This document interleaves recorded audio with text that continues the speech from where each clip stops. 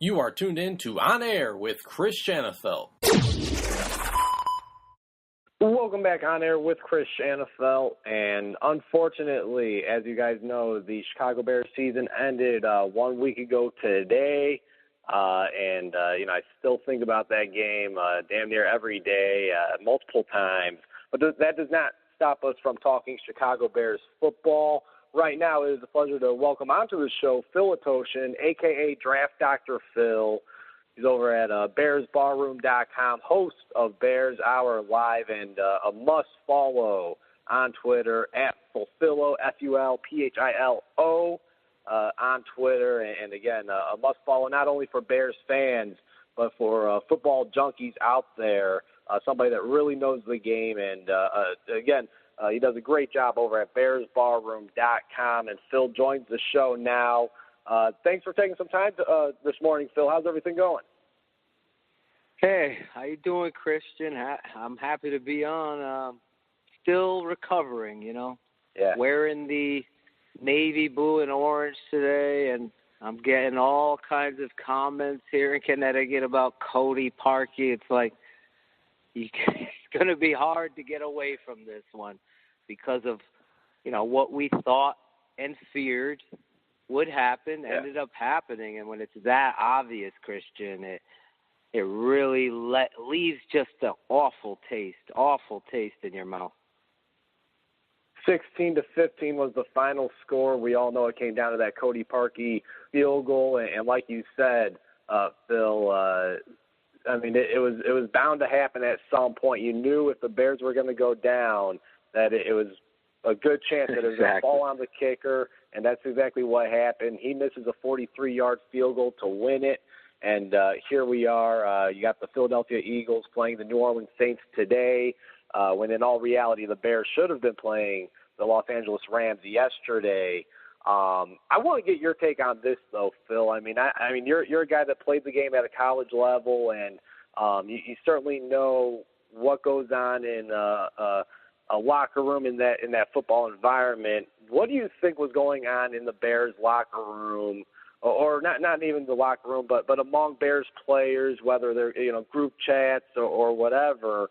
I'm sure they have it. What do you think was going on in those messages, in those conversations when a couple days ago Cody Parkey decides to make an appearance on the Today Show to talk about his famous missed kick field goal? I don't know what he was thinking. I don't know how he thought that was a good idea. I don't know who was in his ear that persuaded him into doing this.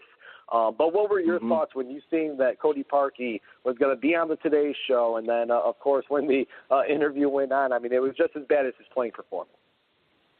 Well, you got a huge bunch of questions. I got a few answers. So immediately after it happens, as teammates, your season's over. The curtain falls, and every single one of them's a human being. So how they handle it is, entirely up to them and their persona. Now, the disappointing thing is that people don't realize how much effort and time these players put into getting to this point. You never know if you're ever going to get back. So the ending of it, the snake's head being chopped off in the manner with which it was with the guy that has, and it was almost comedy then. I talked about it on Bears Hour Live. He should have been let go then, or at least kickers brought in to send some sort of message that it isn't going to be tolerated. This team was too good to have a letdown in your kicker, which ended up happening. So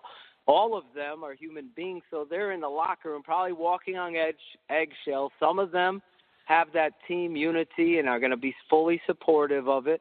Others of them are going to be disappointed. We're all human beings, and rightfully so. You have one job to do. I think Rex Ryan said it best. I would be the same way as a coach. It is your job to make that kick.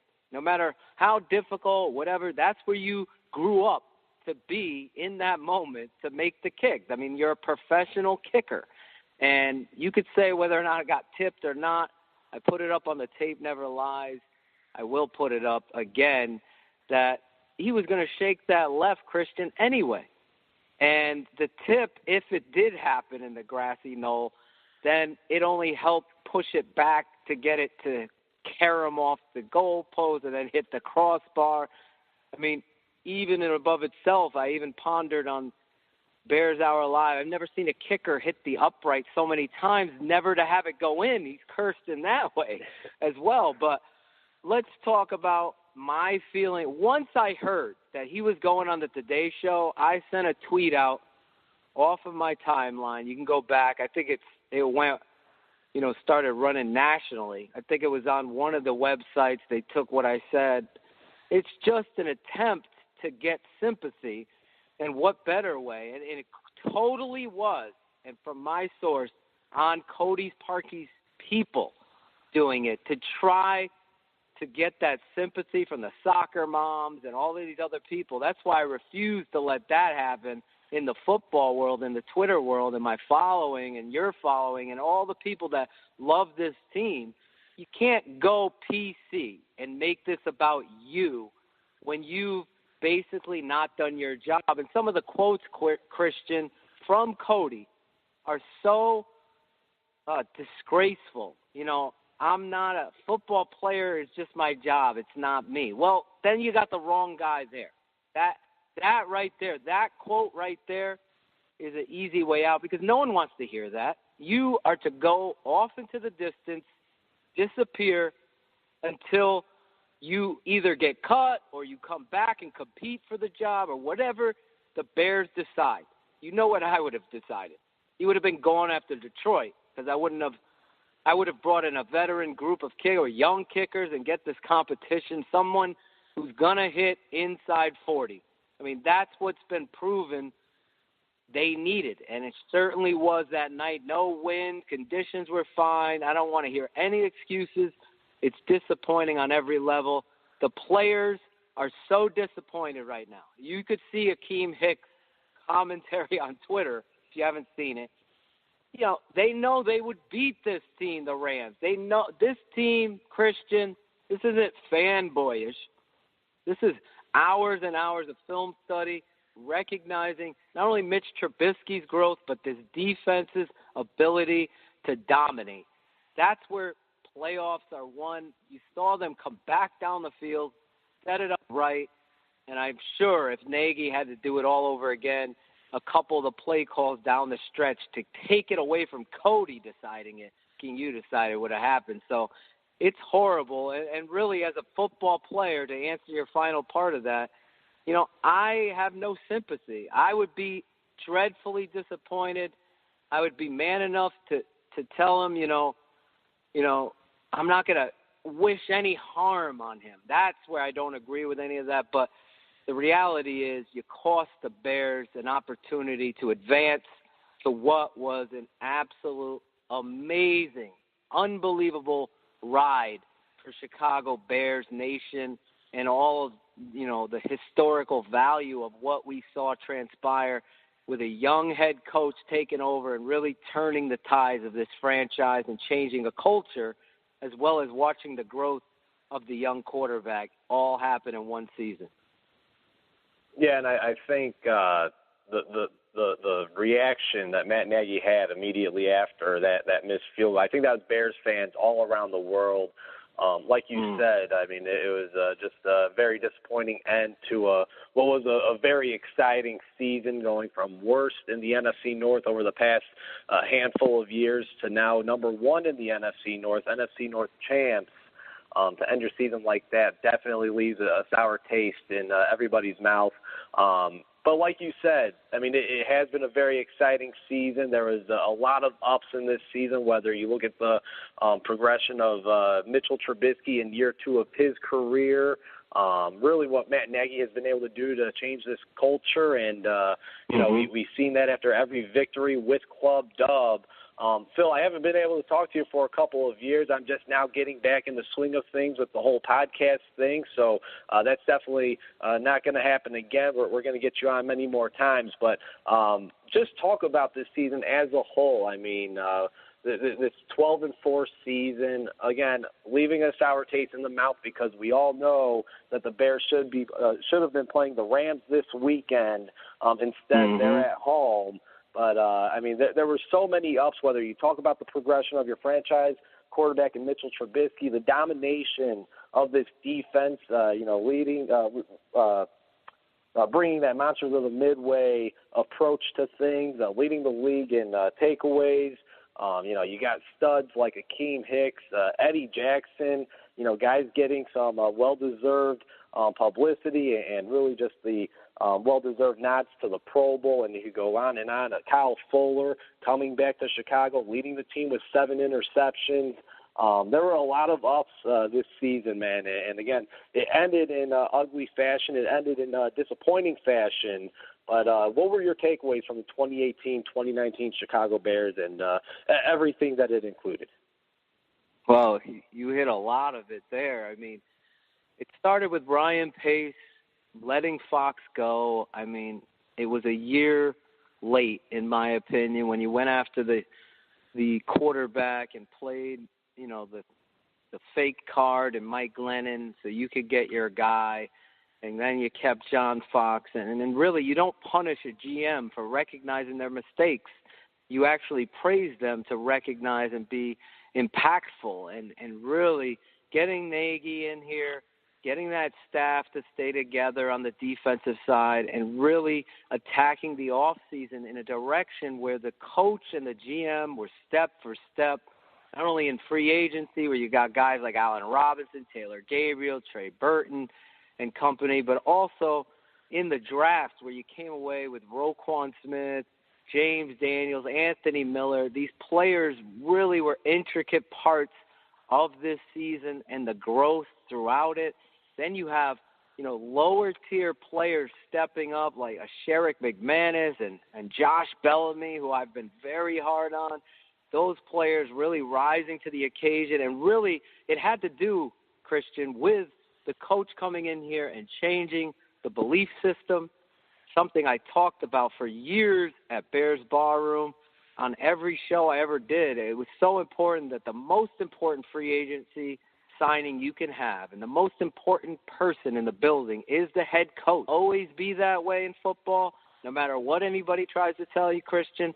And I've had my issues with Nagy being cute with play calls, but ultimately the transparency, the honesty, the vigor for victory, everything about the guy resonating with the team. And a lot of people are going to be critical of him for some of the play calls, and you have that right. You really do. But to see the culture and the belief system and know that the philosophy of a young quarterback and an aggressive offense is going to grow and come around. And really, I do a series on YouTube called The Tape Never Lies. It's one of our highest rated series, thousands, in the 30s of thousand views. I appreciate all the comments from everybody out there. If you haven't seen it, go check it out. I break down Mitch Trubisky throughout the whole season, as well as players and big moments in games every week after every game. And really, ultimately, the thing you saw, even this last game, Christian, is Mitch Trubisky is the franchise quarterback. It really is. He's not going to wow you like a Patrick Mahomes, but he's certainly growing in the system. And really, when the chips were down, that's where you assess your quarterback. That's where the coach, even afterwards, you got a franchise quarterback. And when you have that, you're competitive every year. That, along with a defense that's young, and back to Ryan Pace, trading and getting Khalil Mack when no one thought that was going to happen. I have audio, Christian. It's got to happen, I said, because that was the biggest need for the Bears. It's got to happen. That was my point. I don't care if 2 first-round picks. It proved no matter what, the money, the cap is always going to go up. Talent is the goal. It's a 10% league. Everybody has talent. It's the coach that gets it out, and the Chicago Bears rode that train. And unfortunately, the one blemish has been on Ryan Pace. From Connor Barth to Cody Parkey, it just came down to that situation. And it's unfortunate because we talked about it all season, especially at the Miami game. He choked there. Is it going to come down to every guest we had on, from Adam Rank, Paige DeMarcos, David Kaplan? We asked them all coming down the stretch. Odie Parkey lining up. What's your confidence level? Every one of them was shaky and nervous, and it came to fruition. And that was the unfortunate blemish on a guy in Ryan Pace that I believe should be Executive of the Year. Despite it, he's got to do something about it. Clearly, that guy can't go into camp, but really getting this team to where it is culturally, especially with Vic leaving. I know you're going to talk to me about that probably, but to replace that in the manner with which they did and act accordingly with confidence and with aggressiveness, this team is set up to be what you said. They changed the whole culture. They swept the Vikings and the narrative, Christian. They beat the Packers and got that demon off their back to win the North. I was there. Destroyed Aaron Rodgers and his confidence and said, listen, we're the new bullies on the block. They beat the crap out of the Detroit Lions, and that narrative destroyed that who had our number. They beat them with their backup quarterback as well. They've taken over the division. Now it's up to Coach Nagy to keep that level of confidence in the building. They replaced Vic with a great coach, which we can get into, but they also are really the one blemish now in the car needs to be fixed. The dent in the car needs to be shined up and pulled out, and that's getting the special teams unit together.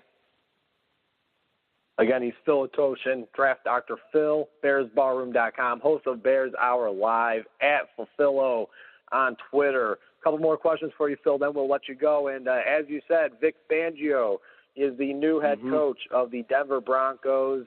That left the defense coordinator position here in Chicago open, and Friday evening the news broke that former Ravens defensive coordinator, former Colts head coach, Chuck Pagano, is the new guy in charge of the league's number one defense. Your reaction when the news broke Friday night? Well, there was two guys that I wanted for the position, and this is coming from me, my family. As you know, my uncle is a former head coach of the Cleveland Browns, and really the roots of a coach and me being very vocal about getting the right people has been a priority for the Bears. They're the charter franchise. They've been run amok because of coaching, and that's the truth. There's no offense. It lives and breathes on fans, and everyone listening in here is a passionate Bears fan.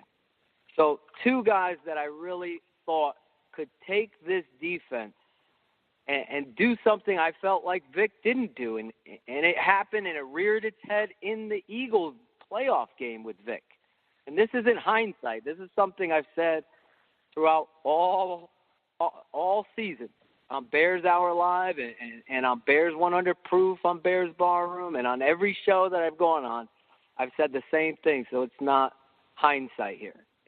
Vic sometimes lacks an aggressive switch where situationally put away, and you need to be aggressive and take that shot and blitz the crap out of a Tom Brady or a Brock Osweiler, for God's sake.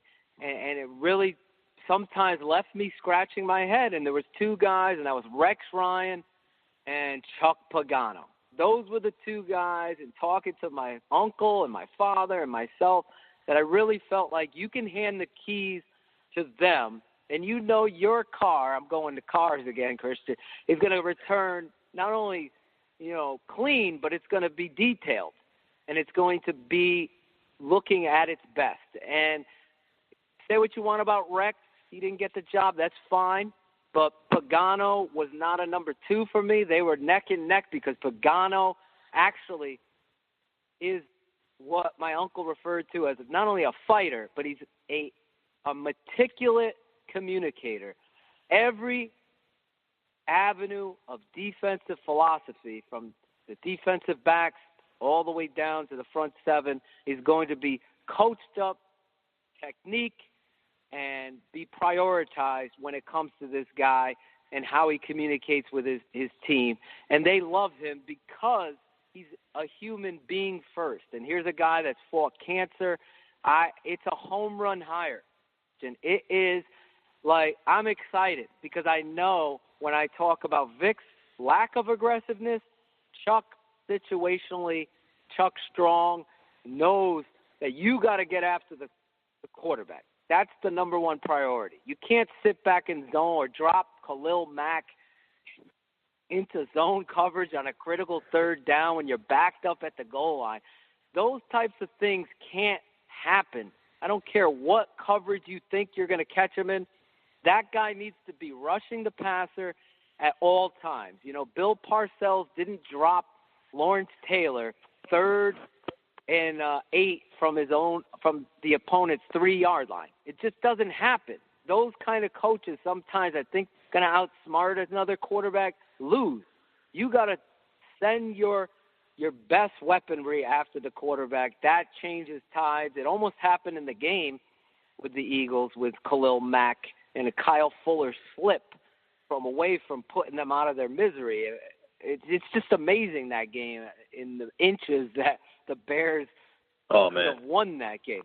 But I digress. I think the Chuck Pagano hire is an absolute home run. It clears up the dark cloud, so to speak, that I was left with the kicker, because I know Chuck is going to come in there, win over this unit. He's going to bring an aggressiveness, an honest approach. He's going to be great with the media and the fans. He gets it. He understands that getting to the quarterback and stuffing this. And he also understands the responsibility. And I'm sure you're going to hear from him on Monday or Tuesday or whenever they decide to have the presser with him.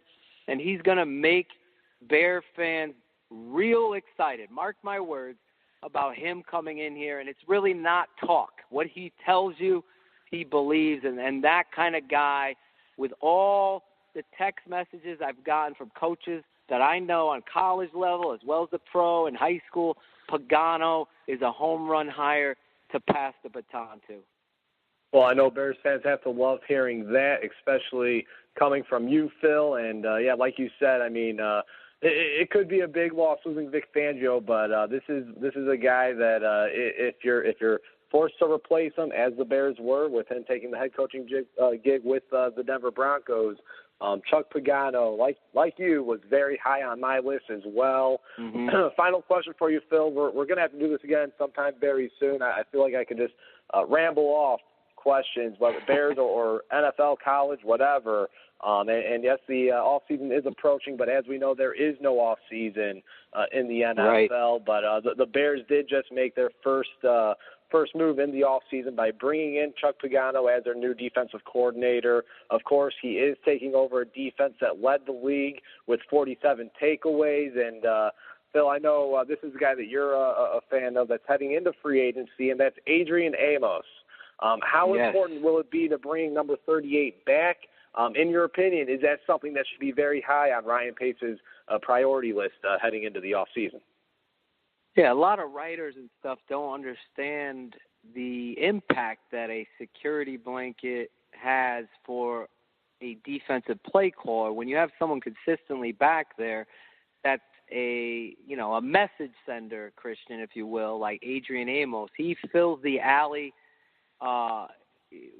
If people remember back to the Major Wrights and the Paynes and the Contis and all these safeties that patrolled there that let you down week in and week out, when this guy in Adrian Amos consistently gets the job done, every player is going to make mistakes. You saw that play itself out, but as consistently as you can ever see on tape, a guy filling the alley and putting people down and getting ball carriers to the ground, I think he becomes a priority. I said it on the show with Greg Gabriel when he was on Bears Hour Live with me. I would agree with Greg that the nickel corner, because Callahan becomes free too, and everyone was saying, well, if you had to choose between the two, of course you go with the harder position to fill is nickel.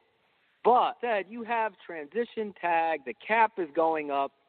I would put a tag on him if you couldn't get something done. I think he's an essential ingredient with his communication and the dynamic duo. Don't ever once, as one coach said to me, Eddie Jackson's growth is heavily on the shoulder of Adrian Amos's communication and their, togetherness in the backfield. That kind of understanding of those two players being as interchangeable and as dynamic as they were just can't go unnoticed. You don't want to lose that kind of safety, but, I think you put the tag on him, Christian. If you can't get anything done, the transition tag, just like they did with Fuller. Let him set the market.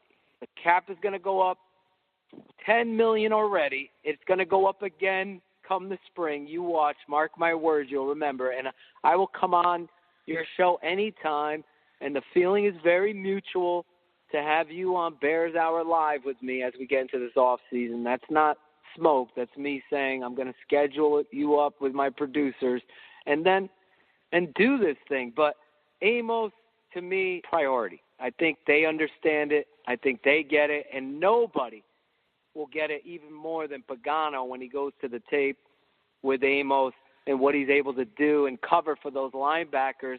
And let's face it, the Bears are in an underfront or nickel or dime package 85% of the time. So dime will bring it up to like almost 90. So the basic defensive philosophy in a 3-4 front, which Pagano's familiar with both 4-3 and 3-4 fronts, and people get into those things, but I always look at the nickel packages throughout the whole league, nickel is being played at upwards of 80 to 79% of the time. So I just think that kind of player who's able to be in islands, they're the last line of defense. So they're the ones that, unlike a lineman, unless you know what you're watching, they kind of just go by the wayside. A safety can't hide. A safety blown coverage can't hide. They're second probably to corner when it comes to most valuable in the secondary, obviously, but to be able to do their job. And Adrian Amos, to me, is one of the most underrated players on the Bears, let alone the National Football League, for what he's able to do. We had him on the show, and I said the same thing to him then as I'll say now to Bears fans. Don't worry about interceptions when it comes to a guy like this, who also upped his interceptions this year, also upped his turnovers. So that narrative was run its course. But really, ultimately, his bread and butter is getting people down and forcing, punts is the same thing as a turnover. It's turning the ball back over to the offense. And he was an intricate part of this defense, and I really respect the player. I think he is a tremendous, tremendous football player when it comes to the Bears.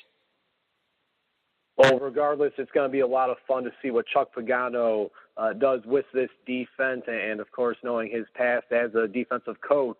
There are some rumors from I believe it's the Chicago Tribune reporting that Bears outside linebackers coach Brandon Staley is out, and there's rumors that not Rex Ryan, as you mentioned earlier, as a possible defense coordinator filling, but his brother Rob Ryan could fill that position. Rob. We will see about that.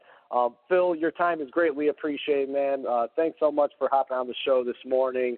Before I let you go, please tell the listeners more about what you do over at BearsBarroom.com. I remember listening in the summer, one of my all-time favorite podcasts, if I had to say myself, it was you guys welcomed Akeem Hicks and Kyle Long on the show, that was one entertaining conversation, to say the very least. So listeners out there, that's one that if you aren't familiar with Bears Barroom, that's one that you have to go back and check out. As you mentioned, you've had a number of guests, including Adrian Amos on the show as well.